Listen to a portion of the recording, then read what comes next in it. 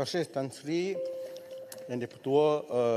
Soalan berbunyi minta Menteri Sumber Asli dan Kelestarian Alam menyatakan apakah langkah yang diambil oleh kementerian terhadap impak projek ICRL terhadap biodiversiti di kawasan hutan simpan sehingga menyebabkan berlakunya konflik antara hidupan liar dengan manusia. B. Langkah bagi membantu penduduk yang terkesan dengan ancaman hidupan liar yang memasuki kampung. Sekian, terima kasih. Baik, sila Menteri. Terima kasih kepada Yang Berhormat Tuan Yang di-Pertua. Terima kasih kepada Yang Berhormat Setiu. Kementerian Sumber Asli dan Kelestarian Alam menerusi Jabatan Perlindungan Hidupan Liar dan Taman Negara ataupun Perhilitan Semenanjung Malaysia sememangnya peka terhadap impak projek East Coast Rail Link ECRL kepada khazanah biodiversiti. Jabatan Perhilitan telah pun bekerjasama dengan penggerak projek iaitu China Communications Construction ECRL Sdn Bhd bagi melaksanakan Pelan Pengurusan Hidupan Liar atau apa yang kita biasa panggil sebagai Wildlife Management Plan.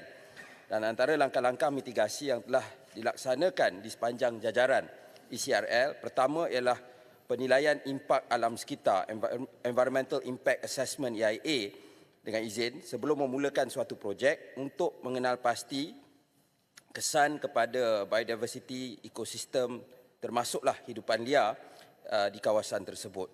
Kedua, mewujudkan koridor ekologi bagi membolehkan hidupan liar bergerak dengan selamat dan mengurangkan kesan fragmentasi habitat. Ketiga, melaksanakan pemantauan berterusan dan kawalan konflik manusia dan hidupan liar melalui khidmat nasihat dan pemasangan perangkap hidupan liar terhadap spesies yang tertentu. Keempat, menjalankan kajian konflik manusia dan gajah melalui pemasangan satelit collar pada kumpulan gajah untuk mengetahui pergerakan dan laluan gajah bagi menyediakan koridor hidupan liar yang sesuai.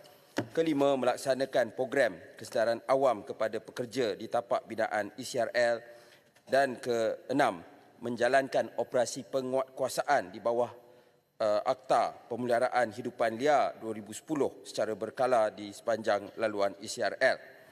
Bagi membantu penduduk yang terkesan dengan ancaman hidupan liar yang masuk ke kampung, penduduk telah diberikan penerangan supaya mengambil beberapa langkah mitigasi. Pertama ialah memasang pagar yang sesuai di kawasan kebun, kandang ternakan dan kawasan rumah. Sekiranya perlu, memastikan kawasan semak di sekitar kebun, kandang ternakan dan persekitaran kampung dibersihkan secara berkala dan memasang lampu di sekeliling rumah pada waktu malam untuk mengelakkan hidupan liar menghampiri kawasan rumah.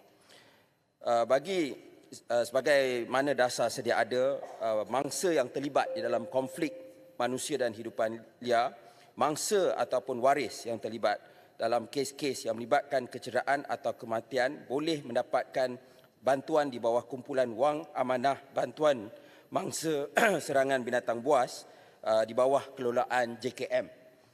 Seterusnya, kerajaan juga pada tahun 2024 telah memperkenalkan bantuan kerugian harta benda dan tanaman akibat serangan hidupan liar secara one-off untuk harta benda yang rosak ataupun kerugian dan musnah kerana serangan hidupan liar.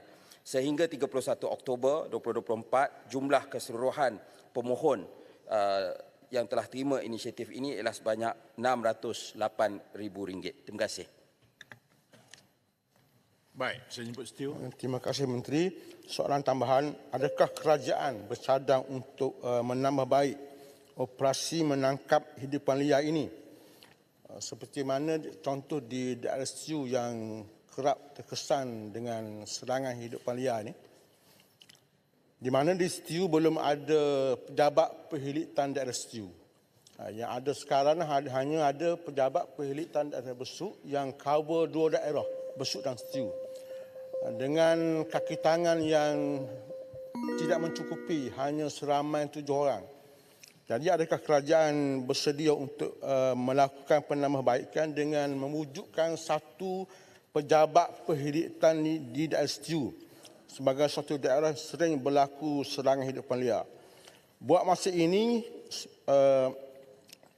kaki tangan yang ada sebagaimana saya sebut tadi hanya ada 7 orang di samping peralatan untuk melakukan operasi seperti perangkap, rifle yang terlalu terhad. Sekian, terima kasih. Sila Menteri.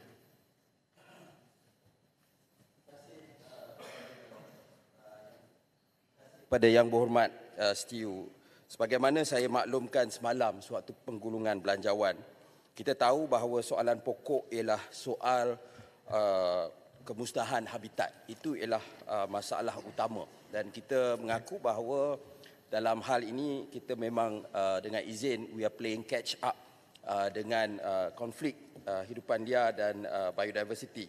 Jadi atas dasar itu kita memang dalam proses untuk menambah baik liputan perkhidmatan bagi perkhidmatan di seluruh negara. Dan kita melihat setiap tahun ketika kita menyusun penyusunan staf, kaki tangan dan sumber, tentulah kita melihat kepada tempat-tempat yang mempunyai impak daripada kesan pelitan yang kesan konflik yang tinggi. Ya, jadi kita maklum tentang perkara tersebut sebab kalau kita punya kos OE ya, untuk perkhidmatan sama dalam tempoh 5 tahun, tetapi masalah habitat ini semakin serius, maka sudah tentu kita dapat lihat ada masalah ini akan menjadi berterusan. Jadi itu antara pendekatan yang kita telah ambil. Jadi di kawasan yang disebut oleh yang berhormat tadi, kita telah merujuk kepada pelan pengurusan hidupan liar dan antara perkara yang telah dilakukan ialah pemasangan pagar elektrik di daerah Setiu iaitu di Kampung Payung dengan melibatkan sepanjang 25 km ya, dan kosnya ialah RM803,000 dan di Pelong yang melibatkan sepanjang 35 km dengan kos sepanjang RM1.4 juta. Cuma kita juga nak ingatkan, gajah ini antara binatang yang paling bijak. Pasang pagar elektrik tapi kita nak anggap itu akan selesaikan masalah semata-mata, tidak. Ya, kita kena pastikan pagar itu dapat diurus dengan baik, diselia dengan baik, dan di peringkat kerajaan perkhidmatan kita akan mainkan peranan, tapi kita minta juga kerjasama daripada penduduk kampung.